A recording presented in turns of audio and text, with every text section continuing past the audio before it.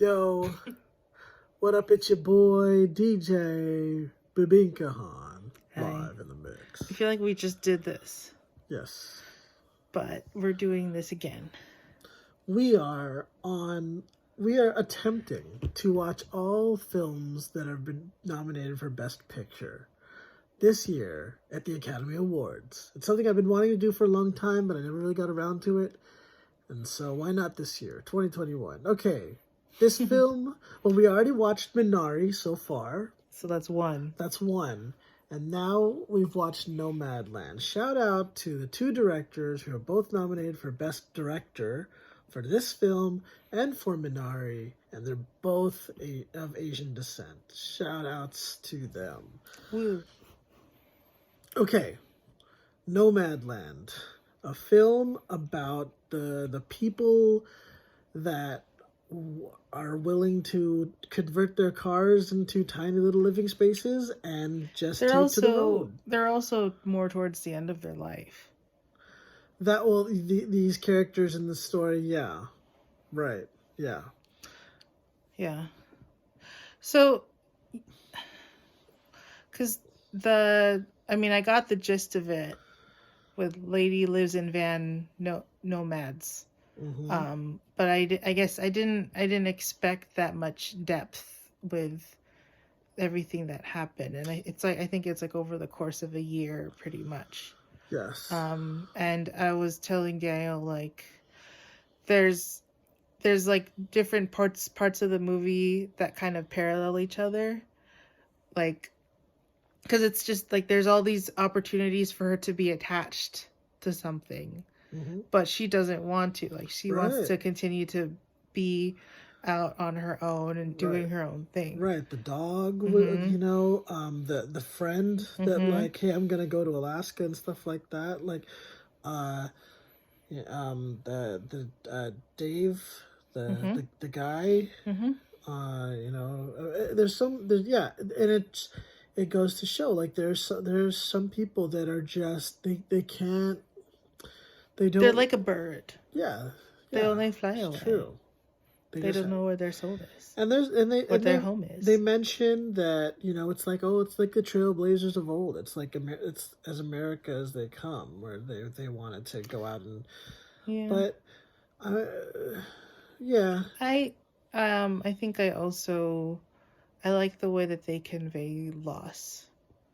That it's just it's a little more real. Yeah, I mean, it's grief is a never-ending like process for, you know, and like, or loss, I suppose I should say, you know, and so every character, well, not every character, but most characters that are nomads in this film, they talk about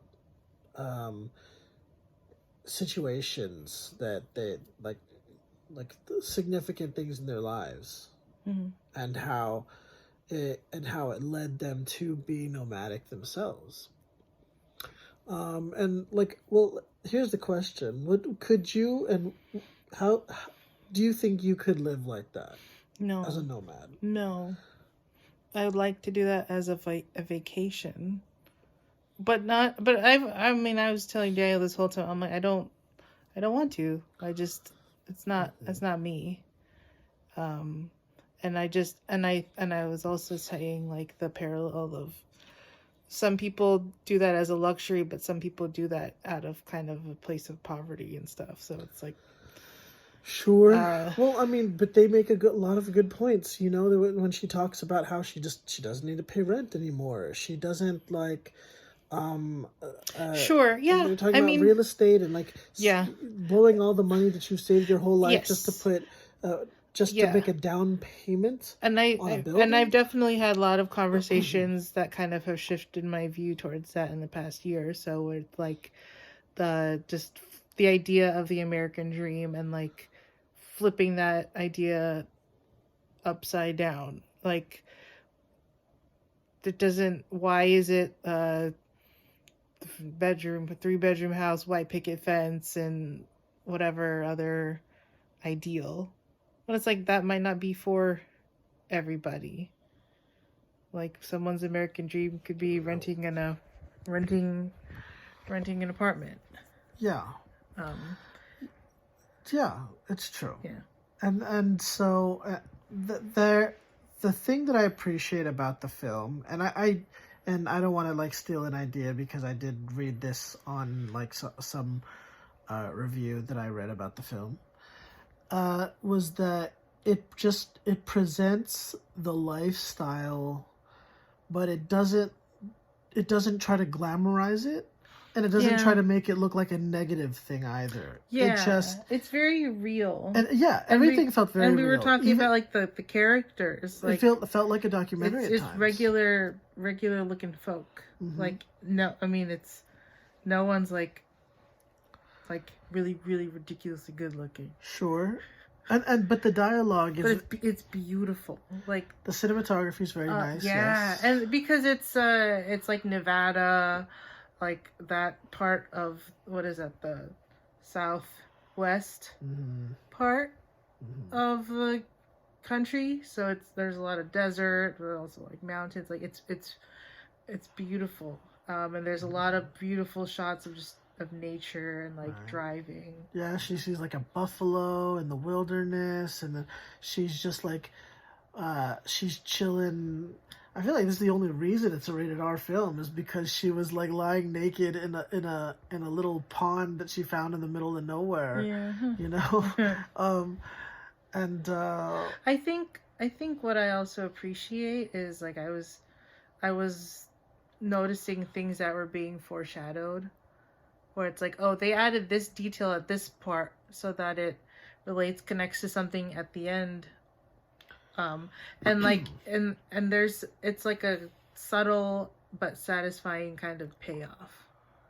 Like it adds to the story that and the fact that it's all kind of in a span of a year.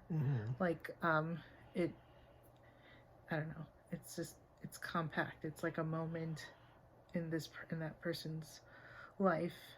I think honestly the end, I thought that there wasn't that extra scene at the end. What extra scene? And that they would leave it off with her walking, and we're like, does she walk back? Does she like end up walking to nowhere? Oh, that scene at the end, right. when she goes to her old house. Right. Yeah, I was thinking of that too. Yeah. But yeah, they didn't do that. Yeah. Which is cool too. And I think it's kind of interesting, like the character of Dave and how he was a nomad, and he basically kind of became domesticated again. Well, sure, but you look at the life, and you're kind of from her perspective, right? Because you're watching from Fern's context, the main character.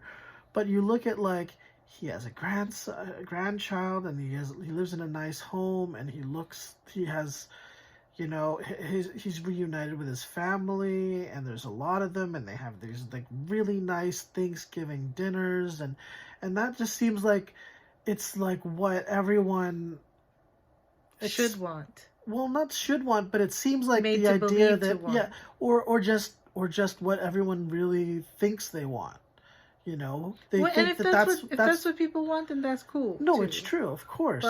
But it's also important to show that this film shows that that's not what everybody wants in their at that stage of life. Like nobody wants to retire just to be a grandparent, but a lot of people do, and a lot of people love that idea, and they look forward to that idea. But I think the film wants to show that there's more to like your twilight years in life. There's more that you can search for in those years if that's what you want. That's profound. Cut me real deep just now. Yeah, sure. Cool. Okay. How many flat tires? How many flat tires? How many flat tires would you give it out of 10? Whew. I'm gonna give it a 9. Whoa, wow. I appreciate that you like this film, because not a lot of people can stomach these types of films. You know, they're very but then again, we like documentaries. Yeah. And we like. It was And just felt done. a lot like a It documentary. hit well. And yeah, and I mean, I didn't know what to expect, and I think I do usually have the prejudgment that some nominated movies like are just out there and don't make sense to me. But this one, I'm like, yeah, this makes sense that it's like and I had no kind of expectations, so probably like it made it more impressive. But it's just a good story. Yeah.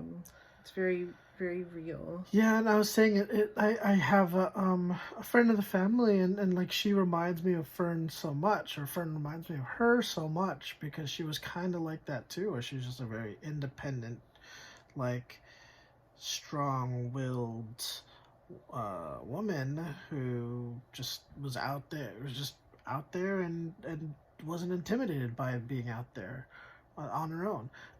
Anyway, I would also give it a 9.